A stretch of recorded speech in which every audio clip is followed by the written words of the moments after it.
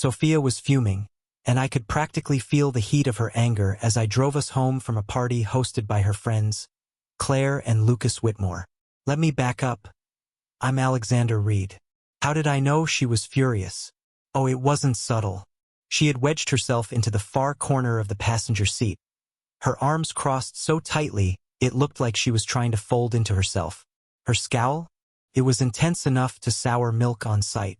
Why was she so mad at me?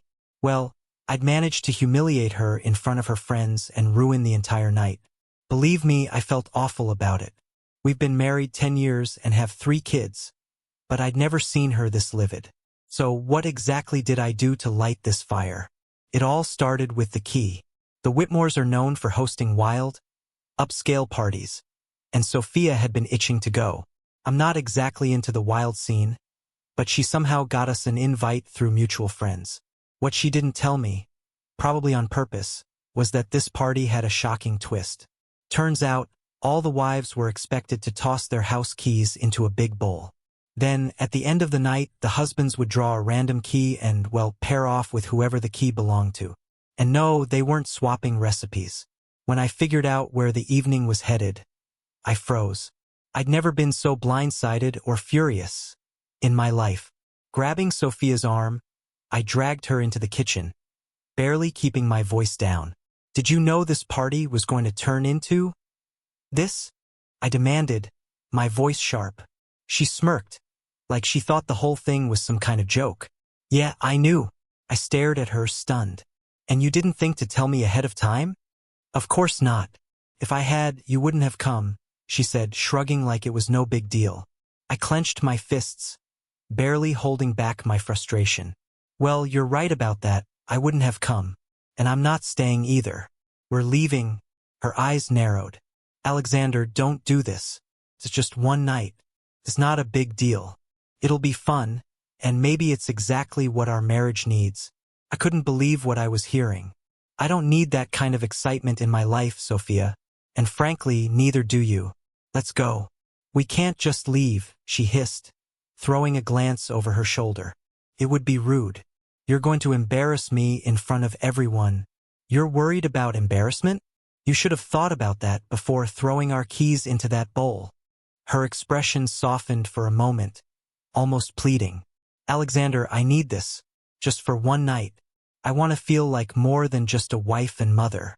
It'll be fine, I promise. It won't happen again. But I'd already made up my mind. No way. We're not doing this, I said firmly, heading back to the living room where everyone had gathered around the infamous bowl. The room fell silent as I strode up to the table, Sophia trailing behind me, her face a mix of frustration and panic. I cleared my throat, making sure everyone could hear.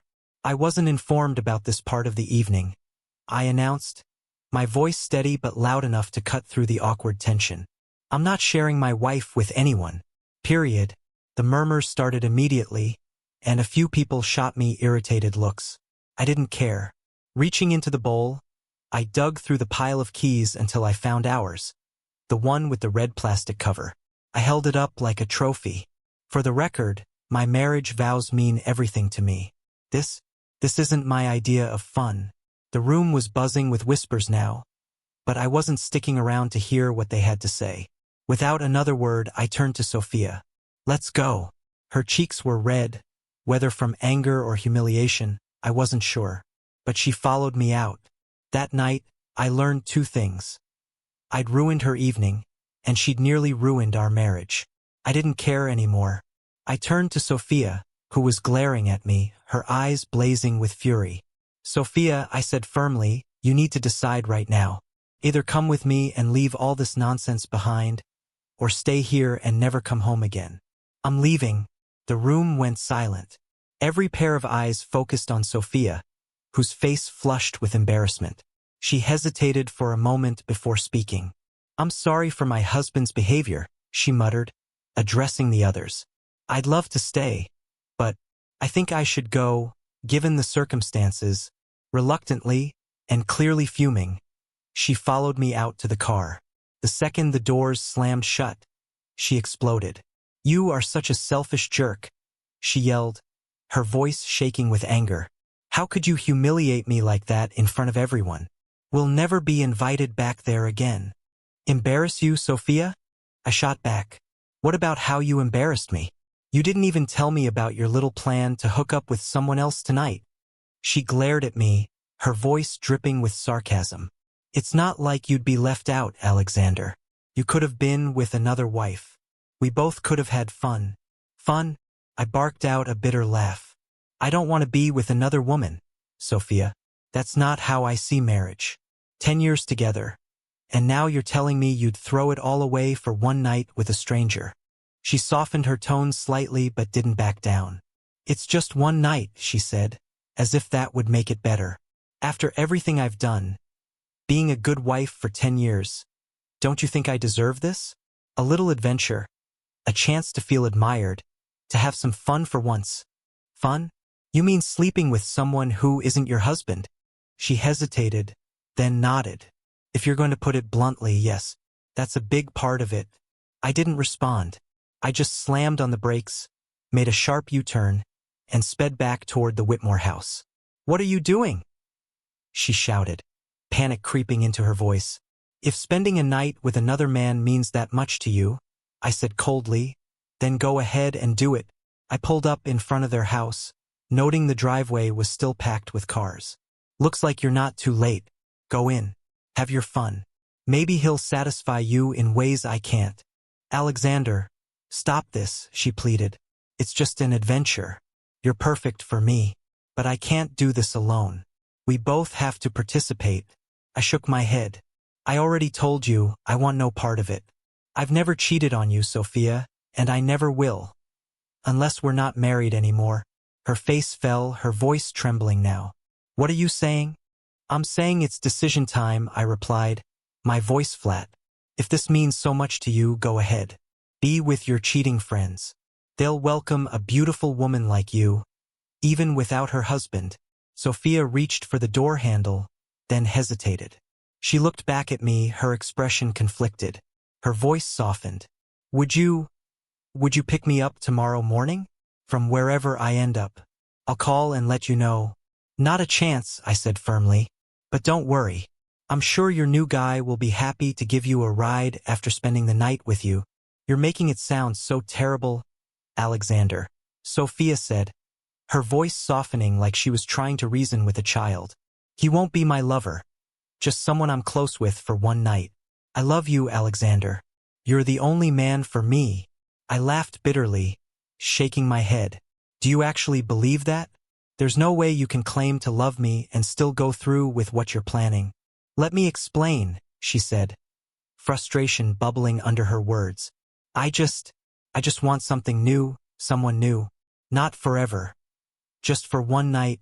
I stared at her in disbelief. So, let me get this straight, you want a new guy to be intimate with? What, you want him to get you pregnant or something? That's not fair, she snapped. You know I'm on birth control, Alexander. This isn't about that, it's just one night. Something exciting. Don't you ever wonder what it would be like to be with someone new? Just to feel something fresh, different? She leaned toward me, her voice softening like she was letting me in on some secret. Trust me, it'll even spice things up between us. Spice things up? I asked, my voice heavy with disbelief. Sophia, do you even understand what you're about to do? It's only one night, Alexander. Is that really so much to ask? She shot back, her tone growing colder. Even a single moment is too much, I said, my voice low but firm. We have the rest of our lives together. But if you do this, there won't be a rest of our lives. We won't have anything left together. You're blowing this way out of proportion. She snapped, her eyes flashing. I won't let you ruin this for me. I just want a little time with someone new, and you're not going to stop me. I'm doing this and you need to accept it. Got it? No, Sophia. You don't get it, I said, my voice raw. If you go through with this, our marriage is over. I won't be able to look at you the same way after you've been with another man. She rolled her eyes, exasperated. Don't be ridiculous, Alexander. I belong to you and you'll still want me. I'll make sure of that. Listen to me, I said, my tone steady and serious. If you walk back into that house, we're finished. Your one night will destroy everything we've built together. You're being dramatic, she said with a dismissive wave. We're married, Alexander. We'll stay married. We're meant to be together. I love you, and you love me. This is just a bump in the road. We'll get through it, I promise. You're breaking my heart, Sophia, I said, my voice cracking despite my best efforts. Don't be so melodramatic, she snapped. Think of this as me having a little adventure. That's all it is. An adventure for you, I said quietly. But for me, it's the end. Stop talking nonsense, she said sharply, her voice hardening. I'll change your mind in the morning. You'll see. I shook my head, the weight of everything crushing me. Do you really think I could touch you after you've been with someone else? You will, Alexander, she said with a sly smile. And much more. I'll make sure of it. My stomach turned at her confidence. God, I muttered. I never realized how naive you are. I took a deep breath and said the only thing left to say. Get out. Her eyes widened, as if she couldn't believe I meant it. But after a moment, she opened the car door and stepped out. She hesitated, her expression shifting between anger and sadness. I'll see you in the morning, Alexander, she said quietly, almost like a promise. I shook my head, my heart heavy. No, Sophia, you won't. She closed the door, and without another word, I hit the gas, the tires screeching as I sped away. In the rearview mirror, I saw her standing there, stunned and motionless. Deep down, I hoped she would call me. I wanted her to admit she was wrong, to beg me to come back. But as I drove into the night, I couldn't shake the feeling that nothing would ever be the same again. I kept hoping Sophia would call, maybe realizing the mistake she was making and begging me to come back for her. But she didn't. Knowing her, she probably thought I'd just sulk for a few days and that she could smooth things over later by being extra affectionate. She had no idea how wrong she was. My father used to say, if a woman even considers cheating, she's already crossed that line in her mind. And if she's seriously planning it, then her vows were broken long before she acted on it. Those words rang in my ears as I drove aimlessly through the night.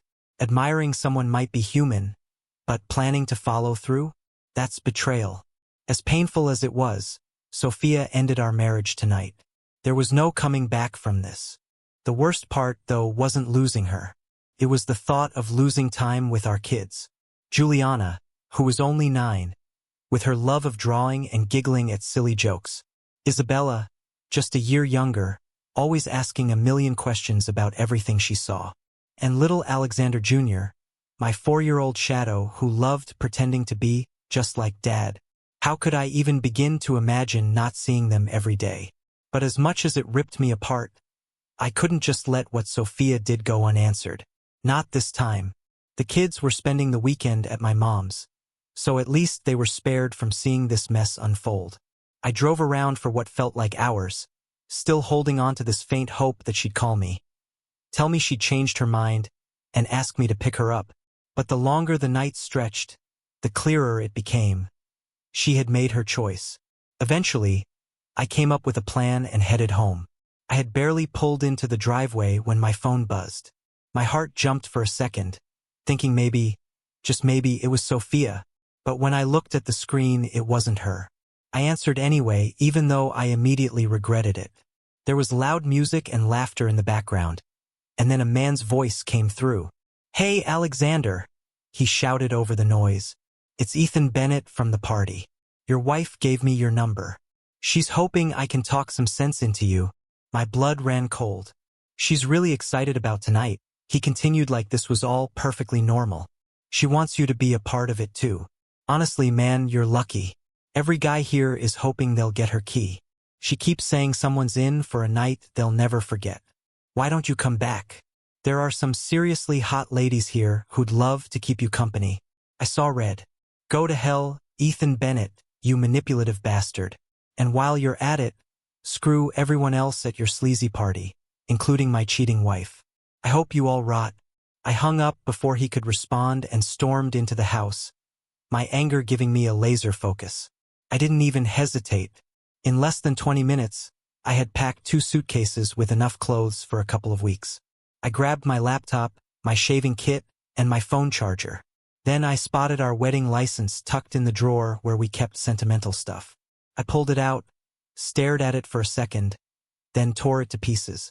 Next, I took off my wedding ring, placed it on the kitchen counter, and smashed it with a hammer. Took a few good hits to flatten it, but I didn't stop until it was unrecognizable. I scooped up the mangled pieces and left them on Sophia's pillow as one final statement. With that, I locked the door and drove off into the night. I thought about finding a motel nearby, but something about staying in the same town felt suffocating. First, though, I couldn't resist one last stop. I drove past the Whitmore place. By now, some of the cars had left, and a few people were outside, laughing and chatting as they paired off. I didn't see Sophia, which meant she was either gone with her new partner or still inside with someone else. Maybe even Mr. Whitmore himself. The thought made me sick. Finally, I found a small motel a few towns over. It wasn't fancy, but it had parking around the back, which was perfect for keeping my car out of sight in case anyone came looking. After parking, I walked to the convenience store next door and bought a 6-pack of Newcastle. As I carried the beers back to my room, I realized something. I wasn't just leaving Sophia behind. I was leaving the life we had built, the life I thought we'd share forever. But tonight, she made her choice. Now it was time for me to make mine. I settled into the motel room, cracked open a beer, and flipped on the TV, hoping to distract myself. The first 2 beers took the edge off, and as I opened the third, my phone rang. I glanced at the screen, Sophia. I didn't answer. I already knew why she was calling. To convince me to come pick her up, to smooth things over like nothing happened. Instead, I let it go to voicemail. A few minutes later, curiosity got the better of me. I played the message, and her voice came through, casual and upbeat, like this was just another argument over something trivial. "Alexander, you're being ridiculous about this," she began, a hint of annoyance in her tone. "Ethan told me what you said to him. Look, I've told you 100 times. It's just one night. I'm just trying something new with one guy, and that doesn't make me a bad person. I promise, even if I'm a little sore tomorrow, I'll make it up to you when I get home." She paused, as if that was supposed to reassure me, then added with a laugh, "Oh, and since you took our house key out of the bowl, they made a new one for me." Her voice turned almost cheerful, like she was giving me some exciting news. "The guy who got it is named Owen. He seems really nice. He's married with kids, just like us. Since you're at our house, I went home with him. His wife and her partner for the night are here too, but they're in another part of the house, far enough away that we won't hear each other when things get heated. You know how loud I can be when we're together." She giggled like this was a joke we were both in on. "Listen, I know you're upset, but I promise I won't let him do anything we haven't done together. I told Owen to keep it simple, just regular stuff. He agreed, especially since it's my first time with someone else. He said he'd drop me off tomorrow, and I'll make sure to clean up before I come home. No sloppy seconds for you." She laughed again, as if she'd just said something charming. "Sweet dreams, lover. See you in the morning. Get ready for some fun. Love you, Alexander." The phone fell from my hand. My stomach churned like I was going to throw up. I sat there for a moment, staring blankly at the wall, letting her words sink in. I never realized I was married to someone so selfish, so foolish. Sophia had always been a little naive. It was part of her charm, but now her naivety had crossed a line. She was destroying everything we had. Our marriage, our family, our kids' future. Did she really think I'd just welcome her back after this? That I'd hold her and pretend none of it happened while she bragged about her little adventure? The image of her with Owen or anyone made my blood boil. I was certain everyone at that party had a good laugh at my expense, seeing me as the clueless husband while she flaunted her betrayal. I felt humiliated, betrayed, angry, and it was clear she didn't care at all. I tried to ignore her message. I knew it would be smarter to let it go, but I couldn't. My hand was shaking as I hit redial. She picked up on the third ring, sounding out of breath. "Hey, honey," she said casually. "Owen and I just got comfy in bed. so I can't talk long. Shut up, Sophia, I interrupted, my voice cold and sharp. This might be the last time you ever hear from me. She was silent for a moment, caught off guard. Alexander, what? You have no idea what you've done, I said, cutting her off. But you'll find out soon enough. Enjoy your time with Owen, because the consequences will be far worse than you can imagine. Understand this, Sophia. Once Owen touches you, our marriage is over. Do you hear me? Over. Alexander, please. I never thought I'd say this. I continued, my voice trembling with anger. But I hate you more right now than I ever loved you. And I loved you deeply. But you've killed that. I can't wait to be done with you completely. My lawyer will be in touch next week. Before she could respond, I hung up. The phone buzzed almost immediately. She was calling back. I didn't answer. Instead, I poured another beer and let it go to voicemail. Her voice cracked as the message started. Alexander, she said, her tone shaky, why are you doing this? How could you? I stopped listening and deleted the message. She had made her choice, and now she'd have to live with it. You're saying these things to me? I'm your wife. Sophia's voice came through the phone, shrill and desperate. Can't you just let me have this one night?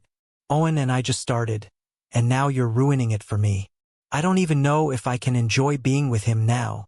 I stayed silent, letting her dig herself deeper. We're not getting divorced, she added quickly, as if saying it made it true. I'll be home in the morning, and we can talk this out then.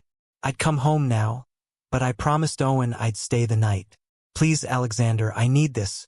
He got my key, and I promised him he could have me. He really wants this, and... Her voice faltered for a moment, then she said almost breathlessly, oh, yeah, right now as I'm talking to you, I have to go, she stammered, her voice shifting. Owen is ready. I mean, he's ready. There was a pause. Then her voice softened again, almost pleading. I love you, Alexander. Please don't end our marriage over this. I can't help it. He's here now. Oh God. Please. Oh yes. Please, she gasped, her voice dropping to a whisper. She must have been speaking to him now. Oh yeah, Owen. This is my night. Then, as if she'd completely forgotten she was still on the phone, she finished, see you in the morning. Darling, I couldn't stop myself. My hands trembled as I called her back. The phone rang several times before going to voicemail. Owen must have been with her now. I left a message, my voice cold and steady. From your last voicemail, it's obvious Owen is already with you, and you're enjoying every second of it. Spend the night with him, Sophia. Enjoy all the new sensations he's giving you, because you've destroyed everything we had. You've shattered my heart, and I'll never forgive you. It's incredible how you can keep your promise to Owen, a man you just met, but couldn't keep the vows you made to me, the man who's loved you and stayed faithful for over 10 years. I don't even recognize you anymore. You won't see me in the morning, and you might never see me again. You'll receive divorce papers next week, and I'll be charging you with adultery. Now that Owen is doing what only I should be allowed to do, you're officially a cheater. Go ahead and cheat with anyone you want from now on. But in case you care, you've lost me forever. And unlike you, I'll keep that promise. I hung up, my chest heaving with anger and pain. Sophia didn't call back. She was probably too busy with Owen, lost in the moment like she always was. She had a way of forgetting everything else when she was caught up in her own desires. I had no doubt they were fully focused on each other now, her loud moans filling the room the way they used to with me. I wasn't sure if she even listened to my message, but it didn't matter. The damage was done. Our marriage was over. I cracked open another beer from the six-pack, hoping the alcohol would dull the ache in my chest. I tried not to think about her with him, but my mind kept replaying her voicemail, her breathless gasps, her whispered promises to Owen. I finished the beer, then another, trying to drown the pain. But nothing worked. Eventually, the alcohol and exhaustion caught up with me, and I passed out, tears still wet on my face. When I woke up 4 hours later, reality came crashing down on me. My wife, the woman I had loved and built a life with, had betrayed me in the worst way imaginable. Now I had to figure out how to pick up the pieces, protect my kids, and ensure Sophia's betrayal didn't leave lasting scars on their lives. We lived in Bowie, Mississippi, a beautiful town on the Gulf of Mexico. But there was nothing beautiful about what lay ahead. The only silver lining was that Mississippi allowed divorce based on adultery, which meant I could avoid paying her alimony. Sophia had chosen her adventure, but I was determined to make sure she faced the consequences. She might have gotten lost in the moment, but the fallout would be permanent, and I wouldn't let her drag me or the kids down with her. The thought of losing my kids was unbearable. I knew I needed to act quickly if I wanted any chance of getting custody. Sophia might have destroyed our marriage, but she'd always been a good mother, at least until last night. That meant I needed a top-notch lawyer, and I needed one fast. I took a shower, put on clean clothes, and sat down with my phone. At 7:30, I called my mom to fill her in on everything. She was just as shocked as I was. "Sophia," she asked, her voice laced with disbelief. "I can't believe it. She's been such a good wife and mother. What could have gotten into her?" "I don't know, Mom," I said quietly, "but everything's changed now. I'll need to figure out how to handle this before I pick up the kids. They don't need to know anything yet." "Don't worry," she assured me. "They're safe here, and I won't say a word. Take the time you need."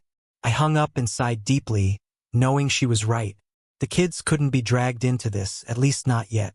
Afterwards, I decided to grab some breakfast and drove to a diner nearby. As I parked and started walking toward the door, my phone buzzed. "Sophia." I froze for a second, debating whether to answer. Finally, I decided against it and let it go to voicemail. But she didn't give up. The phone rang again, and again. Finally, after what must have been the fourth or fifth call, she left a message. Her voice was shaky, sobbing, and frantic. "Alexander, answer the damn phone. Talk to me," she cried. "What do you mean I may never see you again? And what's all this about divorce papers? You can't leave me, Alexander. We have 3 precious kids who need us both." She sniffled, her voice thick with emotion. "Why did you tear up our marriage license and smash your wedding ring? I gave you that ring on our wedding day, Alexander. You promised to wear it forever. It was supposed to be a symbol of our eternal love." She paused, letting out a shaky breath. "I knew you'd be upset, but I never thought you'd take it this far. I love you so deeply, Alexander. But I needed last night. I needed it more than I can explain. Owen made me feel alive again. He made me feel young, like the woman I was before kids and routines and all the weight of life took over. It was exhilarating. I forgot how thrilling it is to laugh and scream at the same time. My stomach turned. "But listen," she added quickly, "as incredible as last night was, you're still the only man for me, Alexander. I swear. I just got lost in a moment. I know how to make it up to you. I'll fix this. Please come home so I can show you how much I love you. Let me make things right." Her voice cracked again, dissolving into tears. "Alexander, why can't you see? I just needed one night with someone new to feel desired again, to feel wanted. It felt amazing to know another man looked at me and thought I was beautiful enough to want me. Please, Alexander, try to understand it was just a moment, nothing more. Please talk to me. I love you. You and our kids mean everything to me." There was a long pause, and then, as if she couldn't help herself, she added, barely above a whisper, "Oh God. We just had. Oh, Alexander, we just did it." Her voice broke completely, and the rest of the message was nothing but her sobbing until it ended. I stood there, frozen outside the diner, completely stunned. Had Sophia been harboring these feelings throughout our entire marriage? Had this been building for years, and I just didn't see it? I couldn't deny it. Sophia had always been stunning. Even now, in her mid-30s, she was as beautiful as the day I met her. Her dark blonde hair still cascaded effortlessly down to her shoulders, and her light blue eyes sparkled with the same intensity that had captivated me all those years ago. She was 5 feet 5 inches and around 130 pounds, with a figure that turned heads everywhere we went. Her hips had become slightly wider after bearing our 3 kids, but it only added to her natural allure. That beauty, the woman I once adored, was now a stranger to me. She had chosen to betray me, to betray us. And yet, all I could think about were her words, her gasps as she admitted to what she had just done with Owen. It was like a dagger twisting deeper into my chest. How could she possibly think we could recover from this? How could she say she loved me while throwing away everything we had built together? I turned away from the diner, unsure if I could even eat. My world was crumbling, and all I could do was brace for what came next. Sophia had always turned heads effortlessly. With her stunning figure, cascading dark blonde hair, and sparkling blue eyes, she was the kind of woman who drew attention wherever she went. Yet, despite all of that, she claimed she needed to feel desired by another man. It didn't make sense. I'd always been attentive, going out of my way to show her my love and desire. Weekly flowers, regular date nights, and constant compliments about her beauty and how much I loved her had been part of my routine since the day we married. And until last night, I believed we had an extraordinary intimate life. We made love several times a week, and I always made sure she was satisfied. How did I miss the signs? Even though my appetite was gone, I forced myself to walk into the diner.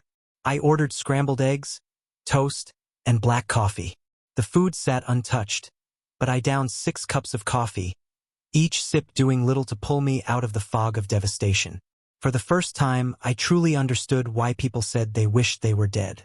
It wasn't that I wanted to die. I just didn't know how to handle the overwhelming pain. The thought of my kids kept me going. They needed me now more than ever. I had to be strong, to navigate this nightmare Sophia had thrust upon us, and to build a stable future for them. That thought gave me a glimmer of purpose. I would survive this, somehow. Sophia bombarded my phone with calls all day, but I ignored every one of them, letting them go straight to voicemail. She begged for understanding, yet not once did she apologize. She didn't admit to any wrongdoing. Instead, she doubled down, insisting she needed that night and acting as if I should support her choice. In one voicemail, she even confessed, in excruciating detail, that they had sex 3 times that night and once in the morning. She sounded worried, wondering if I'd overheard them, because she'd forgotten to turn off her phone during one of our arguments. She laughed nervously, saying, "Especially Owen. I hope you didn't hear too much." Her lack of remorse was staggering. The cruelty of her words left me stunned. But amidst all the pain, I realized I now had solid audio evidence of her infidelity. Evidence that could help me in court. I wasn't sure how much weight the recordings would carry legally, but there was no doubt they were damning. I decided I'd look for a lawyer the next day and start gathering all the information I needed to protect myself and my kids. Later that evening, I went to visit my children at my mom's place. The sight of their happy, innocent faces was both comforting and heartbreaking. "Your mom called," my mom said after the kids went off to play. "She wanted to check on the kids. And you, what did you tell her?" I asked. "I said you were too upset to talk to her," Mom replied matter-of-factly. She started crying, saying you didn't understand. I scoffed. "I understand plenty." Mom nodded, her tone growing sharper. "I told her no man could understand his wife flaunting an affair in his face. Sophia had asked if she should come pick up the kids, but my mom had suggested they stay a few more days until things settled down. I silently thanked her for that. When I sat down with the kids, they immediately asked, "Where's Mommy?" "She's busy with something important," I told them, forcing a smile. "You'll be staying with Grandma for a little while longer." We spent the evening playing games and having dinner together. Their laughter was like a balm for my aching heart. Before I left, I hugged and kissed each of them, promising I'd be back soon. As I drove back to the motel, I decided to take a detour past the house. Tears welled up as I approached it, mourning the loss of what we'd once had. The driveway was empty, no unfamiliar cars in sight, but that didn't mean much. Owen or whoever else could easily have parked in the garage. The kitchen light was on, and the rest of the house was dark. My gut told me she was alone tonight, but it didn't offer me any comfort. What hit me hardest wasn't anger. It was the realization that I still had feelings for her. Despite everything, a part of me still loved her, and that only made the betrayal cut deeper. The thought of her with another man was like a knife twisting in my chest. I clenched the steering wheel, trying to push the image out of my mind, but it wouldn't leave. I felt like a fool for even caring. I parked across the street, fighting the urge to spy, to see what she was doing, who she might be with. But deep down, I knew it wouldn't help. Whatever I saw would only make the pain worse. I drove off, back to the motel, trying to focus on the next day and the steps I needed to take. But as I lay in bed that night, sleep refused to come. My mind was haunted by the sound of her voice and the thought of what she'd done. Couldn't resist. I parked a block away and walked back toward the house, staying in the shadows. Peeking through the kitchen window, I spotted her. Sophia was sitting at the table, slumped over with her head resting on her arms. An empty bottle of Grey Goose sat beside her, and crumpled tissues surrounded her like fallen soldiers. Her hair was a mess, her mascara streaked down her face. She was wearing a robe, and even in the dim light, she looked utterly defeated. For a moment, I felt a flicker of pity. But then I remembered her betrayal. The way she'd flaunted it, rubbed it in my face. Any sympathy I had vanished instantly. I turned and walked back to my car, resisting the urge to bang on the window or confront her. If she wanted pity, she could call her lover, Owen.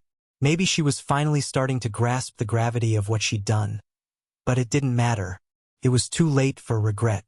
There was a bitter hint of satisfaction as I drove off, leaving her to wallow in whatever misery she'd brought on herself. Monday came early, and I had a packed agenda. At the diner, I actually managed to finish my breakfast this time: eggs, toast, and coffee. The food gave me some much-needed energy for what was shaping up to be a long day. Afterwards, I called my mom to check in on the kids. I reassured them that I loved them and promised I'd see them soon. They seemed fine, happily chatting about the games they'd been playing with Grandma. Next, I called work. I explained that I needed a few days for personal matters and told my assistant she could contact me for urgent issues. She picked up on the tension in my voice, but I didn't elaborate, promising I'd explain later. As I sat in the motel room trying to plan my next moves, I thought back to my college days. In my final year at Mississippi State, I'd shared an apartment with two close friends, Sebastian Langford III and Gabriel West. Despite the years, we'd stayed in touch. I majored in computer science, Sebastian went into business administration, and Gabe pursued law. Gabe was now a family attorney, and I realized he might be able to give me some insight. I called Sebastian first, asking if he and Gabe could meet me for drinks at 5. "It's serious," I told him. Sebastian didn't hesitate. "I'll call Gabe and let him know. We'll be there." At 5 p.m., we met at the Lava Bar by the beach. I arrived early, sipping a beer while I waited. Gabe showed up shortly after, followed by Sebastian. We exchanged warm greetings and found a table on the patio, ordering drinks. "What's up, Alexander?" Sebastian asked, leaning forward. "You sounded serious earlier." I took a deep breath and laid it all out, sparing no details. I told them about Sophia's betrayal, the affair, her lack of remorse, and how she still thought I was overreacting. "Dang, man. That's rough," Sebastian said, shaking his head. "I can't even imagine her doing that." "Neither can I," Gabe added, looking genuinely shocked. "Yeah, well, she did. And she did it without shame," I said bitterly. "And she still thinks I'm the one being unreasonable. Can you believe that?" "So, what's your plan?" Gabe asked, his tone serious. "I want a divorce," I said firmly. "And I want to teach Owen a lesson, whoever he is. Hell, I want to go after everyone at that party who encouraged this. But mostly, I want custody of my kids." Gabe nodded but hesitated. "Getting custody might be tough, Alexander," he warned. "Unless Sophia's been neglectful as a mother, like bringing random men into the house while the kids are around, it's going to be a hard case to make. If she's been a decent mom overall, the court's likely to favor her. And you might get stuck with child support." I clenched my jaw but nodded. "I'm okay with paying support, as long as I can see them whenever I want. They're my kids. I can't lose them." "That's doable," Gabe said reassuringly. "Courts usually want both parents to be involved, as long as they're both fit." Sebastian chimed in, his tone more practical. "What about finances? You said Sophia stays home with the kids, right?" You're pulling in a solid six-figure salary. What are you working with? Checking, savings, investments, 401k. I sighed, rubbing the back of my neck. I've got decent savings and a solid 401k. Some investments too, but nothing crazy. Gabe nodded. Good. Start pulling all your financial documents together. Income, assets, debts, anything that shows where you stand financially. The court's going to want full transparency. And the house? Sebastian asked. It's in my name, I replied. That's something, Gabe said. You've got options there. But keep in mind, the court might prioritize stability for the kids.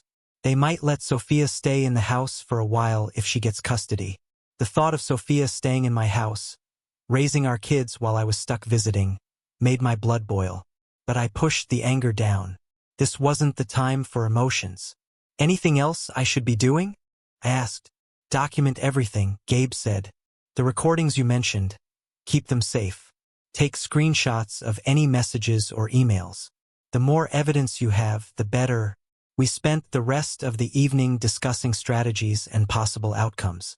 By the time we left, I felt more focused, like I had a roadmap for what was ahead. But I also knew it wouldn't be easy. As I drove back to the motel that night, my thoughts drifted to Sophia. I didn't want to care, but I couldn't help wondering what she was doing. If she was still sitting at the kitchen table, surrounded by tissues and regrets, I shook the thought away. There was no room for pity now. I had to focus on what mattered. My kids and my future without her. I've got all of those checking, savings, investments, 401ks, IRAs, I said, thinking it through. Altogether, it's probably around $700,000 or $800,000. Maybe more. Gabe nodded thoughtfully. The court will likely split that evenly and give Sophia the house and custody. But if you can prove her cheating, which it sounds like you can, you might be able to avoid paying alimony. Do you know a really good divorce lawyer? I asked. Actually, one of the partners at my firm is a top family law attorney in Mississippi, Gabe said. Her name's Lila Hastings. Want me to set up a meeting? Absolutely, I said without hesitation. The sooner, the better. In the meantime, Sebastian chimed in, I'll see what I can do to protect your finances. Send me the details of every dollar you've got, and I'll get started. We raised our glasses one more time, clinking them together as if to toast some semblance of hope in this nightmare. We had a few more drinks before calling it a night. For the first time since this ordeal began, I felt a small sliver of relief. As I drove back to the motel, my mind raced with everything I needed to do. The steps ahead felt overwhelming, but at least I had a plan now. My phone rang, snapping me out of my thoughts. Sophia. I hesitated, then pulled over and answered. What do you want, Sophia? I asked bluntly. I want my husband back, she cried. I want you to come home where you belong. Well, your little fling with Owen makes that impossible, I replied, my tone cold. She burst into tears. Don't say that, Alexander. It was just one night. One night is all it takes, I said firmly. Adultery is more than enough grounds for divorce in Mississippi. Why do you keep calling it adultery? She sobbed. It was just one night with someone new. Just a fling. When a married woman sleeps with someone else, even for one night, it's adultery, Sophia. You know that. I warned you about this. Her voice broke. Oh God, Alexander, you can't do this to me. You brought this on yourself, Sophia, I said, my voice hardening. What happened to you? Are you on pills? Having some kind of breakdown? Or are you just unbelievably selfish? You didn't care about me, our kids, or what we had. You just had to do it. I thought we had a good life, I continued, my voice rising. A happy family, a great connection. But you destroyed all of that by sleeping with a stranger.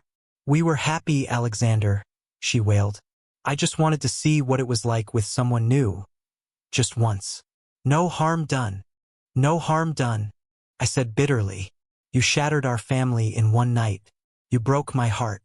You've shown no regard for my feelings. Do you even remember me? Your husband? The man who loves you unconditionally and works tirelessly for our family. I didn't mean to hurt you, Alexander, she said softly, almost a whisper. I just wanted to try something new. I love you. It wasn't about you. It was something I felt I needed. That's where you went wrong, Sophia, I said, my voice shaking with emotion. You didn't just disregard me, you erased me. Your night with Owen was all about you. You didn't think about me or our kids, or the vows we made to each other.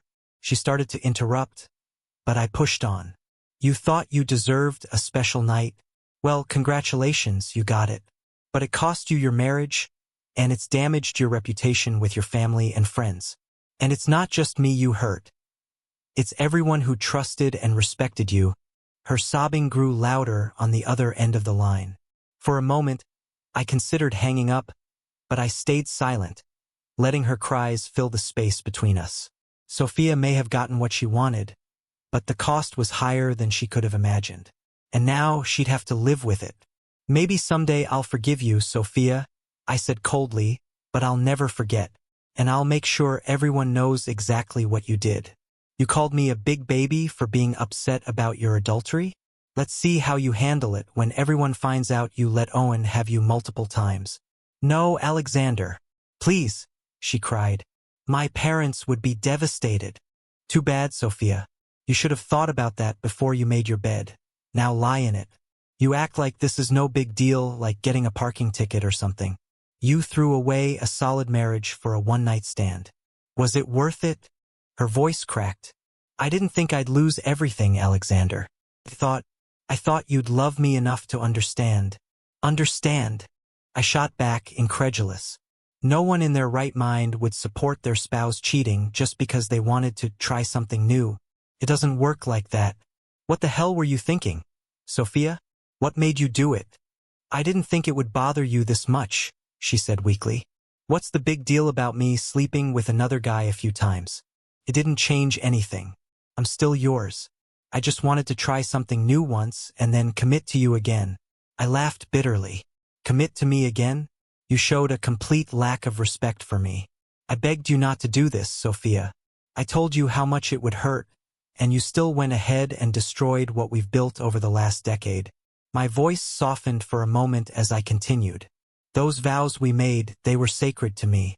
Our bond gave us 3 incredible kids who adore us. We were a united family, Sophia. But now, you've given away a part of yourself that was supposed to be mine alone. And for what? A fleeting thrill? A meaningless fling? I paused, the weight of it all crashing over me. You call it a momentary lapse, but to me, it's a profound betrayal of everything we stood for. You wanted someone new, and you got it. But in doing so, you threw away everything we valued. Part of me still cares about you, Sophia, I admitted, my voice trembling. But I can't be with you anymore. She let out a frustrated sob. Why are you being so difficult, Alexander? It was just something I needed to do for myself. It doesn't change anything between us. Everything has changed, Sophia, I snapped. You're no longer mine alone. I begged you not to do this, but you did it anyway. You betrayed me, and that's a wound that won't heal. There was a long silence before I finally said what I'd been holding back. I'm getting a lawyer and filing for divorce tomorrow. I'm citing your infidelity, and I'll name Owen and anyone else involved. Think about the fallout when everyone in your social circle finds out you're responsible for its collapse. Go to hell, Sophia, and take your flings with you. Stepping into Lila Hastings' office the next day felt like finding a beacon of hope in the middle of chaos. She had a sharp, no-nonsense demeanor, and I could tell she wasn't the type to back down from a fight. Why are you seeking a divorce? She asked bluntly. And what are you hoping to achieve? I laid it all out for her. The affair, Sophia's lack of remorse, and the devastating impact on our family. I want to split my assets with her fairly, I said. I'll even consider giving her the house in exchange for a smaller cash settlement. I know full custody of my kids is unlikely, but I demand unrestricted access to them. And I want to avoid paying alimony. Lila nodded, her pen moving swiftly across her notepad. You've got a good case for avoiding alimony if we can prove her infidelity, she said. I handed her my phone. I've got audio recordings and voicemails. They're explicit. There's no room for doubt about what she did.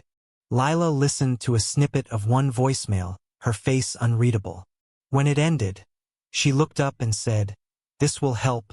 For the first time in days, I felt a small glimmer of hope. "What's next?" I asked. "We'll file for divorce immediately," Lila said firmly. "And we'll request a temporary custody arrangement for the kids. Let me handle the paperwork. You focus on gathering any other documentation that could help your case." As I left her office, I felt more prepared to face what lay ahead. Sophia had made her choice, and now it was time for me to make mine. Lila listened to the recordings I had of Sophia's admissions, her face a mix of astonishment and disbelief. "I can't believe she was this reckless," she said, shaking her head. "Will this be enough?" I asked, my voice tight with anxiety. She nodded slowly. "Most likely. If we get a judge who's even remotely by the book, these recordings should hold up. But to be safe, we might need a voice recognition expert to confirm it's her." We spent the next hour going over my objectives, particularly concerning Owen and the others at the wife-swapping event. When I mentioned holding them accountable, Lila was skeptical. "Getting financial compensation from them is unlikely," she explained. "But we could expose their activities publicly. Embarrassment can be a powerful consequence." I thought about it and nodded. "That'll do." I paid her retainer and asked her to serve Sophia as quickly as possible. She promised to keep me updated. Tuesday afternoon, I picked up my kids from my mom's house and took them back to Sophia's. As soon as she saw them, Sophia's face lit up. She hugged and kissed them lovingly, crouching down to their level and brushing their hair back with her fingers.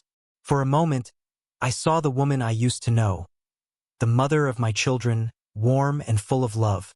Then she turned to me, her eyes soft and hopeful. She reached out, but I stepped back instinctively.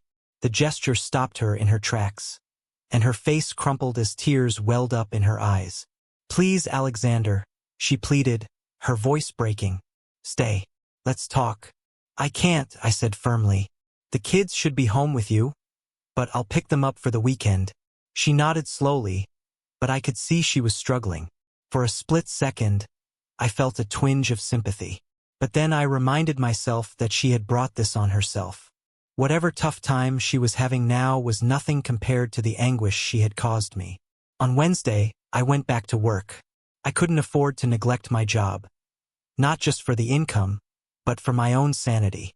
Dwelling on Sophia's betrayal all day would drive me mad, and I couldn't let that happen. My children needed me to stay focused and stable. Thursday evening, I met up with Sebastian and Gabe for dinner at a nice restaurant. We ordered charbroiled oysters and dirty martinis, a little indulgence after a rough week. As we ate, I updated them on the kids and the divorce proceedings. "How are the kids holding up?" Sebastian asked, swirling his martini glass. "They're doing great, considering," I said. "They're my top priority. I want to shield them from as much of this as possible." Sebastian nodded. "Smart move." He then shared the research he'd done on safeguarding some of my money. "It might not be a huge difference," he admitted, "but it's something." "Want me to move forward?" "Go for it," I said. We also revisited our plan to stir up trouble for the wife-swapping group without crossing any legal lines. Gabe leaned in, lowering his voice. "I've got a friend who's a reporter for the Bowie Sun-Herald. She loves stories with a bit of scandal." I floated the idea of writing an editorial about the prevalence of wife-swapping in Bowie, nothing too direct, but enough to hint at certain business owners' involvement. "That could work," I said. "If we can get photos of couples entering and leaving their meetings," Gabe added, "we could stir up enough controversy to disrupt the group without naming anyone outright." I shared what little information I had, including times and locations of their gatherings. Gabe agreed to start digging, and with our plan in motion, we parted ways feeling a renewed sense of purpose. The weekend with my kids was incredible. We went shopping for new clothes, watched a Disney movie, and spent an entire day at the beach. We swam, played frisbee, and built sandcastles. Their laughter was a balm for my soul, reminding me what truly mattered. My children were my top priority, and I vowed to always be there for them, no matter what. Monday morning, Gabe called me. "My friend at the Sun-Herald loved the story idea," he said. "She's already working on getting photos of the couples leaving and entering the meetings." "That's great," I said. "Let's keep the momentum going." The sooner we disrupt their little circle, the better. As I hung up the phone, I felt a small sense of satisfaction. Sophia might have turned my world upside down, but I wasn't going to let her, Owen, or anyone else walk away from this unscathed. If everything went according to plan, the scandal surrounding the Whitmore house would hit the headlines by the end of the week. Even if the photos blurred the attendees' faces. In a small town like ours, news travels fast. I kept my fingers crossed that this would be the disruption they deserved. Meanwhile, Sophia continued to call, begging me to come back and promising she'd do anything to fix things. Yet, despite her desperation, she never once apologized or admitted her mistake. By Wednesday, my lawyer informed me that Sophia would be served with the divorce papers Friday morning. Sebastian also called with some good news. He'd managed to secure about a third of my savings by putting the money into accounts under our kids' names. Later that day, Gabe followed up with an update from his reporter friend. The Swingers Club is meeting again Friday night at the Whitmores, he said. The reporter's planning to stake out in an unmarked van across the street. He'll take photos of everyone entering and leaving the house. If all goes well, the article will be published next week. For the first time in weeks, I felt a glimmer of hope. Friday came, and I waited for the inevitable call from Sophia after she was served with the divorce papers. Right on cue, my lawyer confirmed at 2:30 p.m. that she'd been served. Moments later, my phone rang again. Seeing Sophia's name on the screen, I couldn't help but chuckle to myself. I debated letting it go to voicemail but decided to answer. "Hey, Sophia. What's up?" I said, keeping my tone deliberately casual. Her voice was sharp and accusatory. "What on earth did you do, Alexander?" "I filed for divorce," I replied calmly, just like I said I would. "There's not going to be a divorce," she snapped. "You filed for adultery?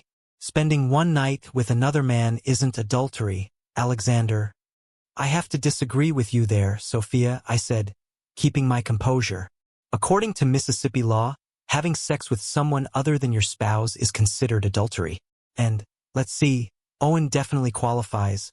She started crying, her voice breaking as she spoke. "Why are you being so cruel, Alexander? I love you. All Owen did was have sex with me a few times. It was just a fling." I let out a bitter laugh. "Oh, my mistake, Sophia. I must have misunderstood the concept of marriage. Silly me. I thought having sex outside of your marriage counted as adultery. How could I have gotten that wrong?" "Let it go, Alexander," she pleaded. "It didn't mean anything." "It's done," I said firmly. "I warned you countless times, Sophia. I begged you not to do this. But you went ahead and did it anyway. Now you have to face the consequences. And just so you know, your troubles aren't over yet. Alexander, please. Goodbye, Sophia. Have a miserable life." And I hung up. The hardest part was that, despite everything, I still had feelings for her. Maybe I always would. But I couldn't trust her anymore. And I couldn't stay married to someone who had betrayed me so deeply. That night, I told myself not to go near the Whitmores. But I couldn't resist. I needed to drive by just once to see what was going on. Curiosity gnawed at me, and a part of me wanted to see the fallout firsthand. So, I grabbed my keys and headed out. I couldn't help myself. I had to check if Sophia's car was there. Part of me doubted she'd attend this time, but I couldn't be sure. When I arrived near the Whitmores, her car wasn't in the driveway. That didn't mean much, though. She could have gone with someone else. The rules were usually strict, only couples allowed, but they'd made an exception for her before. Who's to say they wouldn't do it again? As I scanned the area, I noticed a van parked discreetly across the street. It was likely the reporter Gabe had mentioned. I silently wished him luck in exposing the scandal for what it was. The results came quickly. The next afternoon, Gabe's reporter friend called, asking for some insider information, which I gladly provided. He mentioned that he'd taken over 100 photos and recognized more than a dozen prominent couples from the city. Interestingly, he noted that the couples leaving 2 hours later weren't the same ones who'd entered earlier. Gabe had given him a photo of Sophia to check against the attendees, and he confirmed that she hadn't been among those entering or leaving the Whitmore's house that night. A small relief, I suppose. The reporter asked me to describe what I knew about the key parties. I explained how the keys were placed in a bowl and how the men would pick a key and leave with the woman it belonged to. Although I hadn't witnessed that part myself, I had a clear picture from Sophia's descriptions and overhearing other couples talk about past parties. Before we ended the call, he asked if he could hint in the article about a marriage that ended because of these parties, leaving kids to deal with their parents' divorce. I agreed as long as no names were mentioned. The article hit the Sunday edition like a bombshell. It made the front page, accompanied by a large photo of couples entering and leaving the Whitmore's house, their faces blurred. The story continued for 4 more pages, packed with additional photos. Despite the efforts to obscure identities, it was easy to recognize participants from their cars, clothing, and body language. By Monday, the story was the talk of the town. Ministers spoke out about the decline in morality. Civic leaders condemned the situation, and rumors ran rampant. Lawsuits were filed, but nothing substantial came of them. The fallout hit businesses hard. Some lost customers, and several couples found themselves heading to divorce court. To me, it all felt like fitting payback for the pain I'd endured. Losing my wife and the family life we'd built was devastating, but seeing those responsible face consequences of their own brought a small sense of closure. I knew people would connect the dots and realize I'd been cheated on. But honestly, I didn't care. I had my revenge, and that was enough. Sophia kept trying to win me back for months. She sent texts, left voicemails, and even cried in front of me during drop-offs. But I was resolute. The divorce went through smoothly. I got joint custody of our kids, splitting time evenly. When I had them for the month, Sophia got them on weekends and vice versa. It wasn't ideal, but we made it work. Sophia didn't contest anything in the divorce, so I decided to keep the recordings of her confession to myself. I could have shared them with her family or friends, but I didn't see the point. The damage was already done. As for the couples involved in the key parties, many ended up divorcing. A few even packed up and left town entirely. The scandal had rocked their lives, and for some, there was no recovering from it. While the fallout didn't undo what happened to me, it was a reminder that actions have consequences, and sometimes justice comes in unexpected ways. I focused on rebuilding my life for the sake of my kids. They were my anchor through it all, and no matter what, I vowed to give them the stability and love they deserved. Sophia has started dating again, likely due to the scandal blowing over. I'm not sure she fully understands why her actions hurt me so deeply, but that's her problem now, not mine. Honestly, I wish her future husband luck. He'll need it. As for me, I've gone on a few dates with some genuinely nice women. There's been laughter, good conversations, and even a spark or two, but I haven't found the right person to settle down with yet. A few of them have suggested taking the next step, moving in together, but I'm still cautious. After everything I've been through, the thought of giving a woman a key to my place makes me pause. It's not that I don't want to love or trust again. It's just going to take time. And for now, I'm okay with that.